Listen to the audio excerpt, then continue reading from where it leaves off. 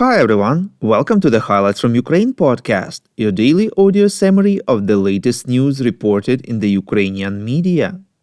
My name is Artem and here is the news.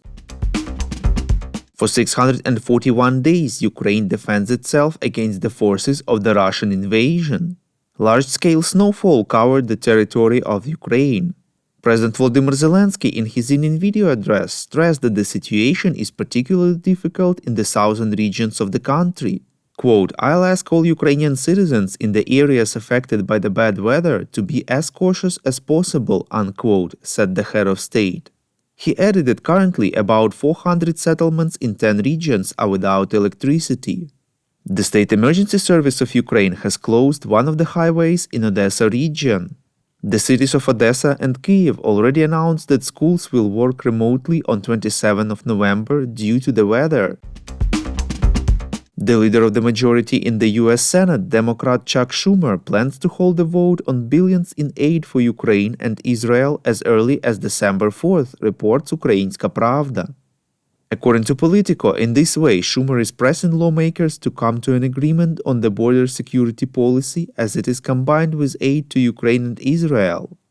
Schumer called this requirement the biggest obstacle to providing new funds to Ukraine's defense against Russia and Israel's war with Hamas. He warned of long nights and days ahead as well as possible weekend work.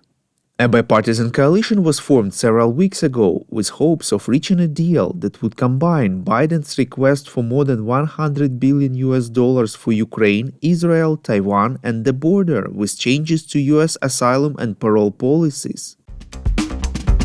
Lieutenant General Sergei Nayev, commander of the Joint Forces of the Armed Forces of Ukraine, believes that Russia's war against Ukraine could once again spread beyond the country's east and south, reports Ukrainska Pravda. In an interview with ABC News, Nayev said that it may happen especially if Russia continues to ramp up weapons manufacturing and improve the technology available to it with the help of its allies, or if Ukraine's allies reduce the amount of aid they provide. He stressed that the reduction of aid will really hit Ukraine's defense capabilities. But Ukrainians will fight with what they have and are already preparing for possible attacks from other directions. Building defenses, putting mines, and training forces. We would really appreciate if you could recommend us to your friends and family as well as share information on social media. This way more people would learn about the podcast and truth about Russia's invasion of Ukraine. Vice President of the Ukrainian Chess Federation Artem Savchuk has been killed in action, reports Suspilne.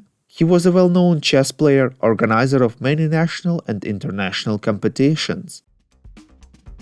According to the Ukrainian Ministry of Communities, Territories and Infrastructure Development, about 2,000 vehicles are waiting to enter Ukraine at 3 checkpoints blocked by Polish carriers, reports European Pravda. The ministry said that with the help of the Association of International Road Carriers, water, food and medicine were distributed to the drivers stuck at the border. Under normal circumstances, 680 trucks traveled through the border crossing per day, yet now, due to the blockade, only several dozen managed to do so. Thank you for listening to the Highlights from Ukraine podcast. We're a commercial initiative of just 2 people and we need your help to grow. Share information about the podcast, rate us in the app, subscribe to our Patreon. With your support, we are getting better. We call on you to demand from governments of your countries to impose the toughest sanctions possible on Russia and its citizens to stop their invasion of Ukraine.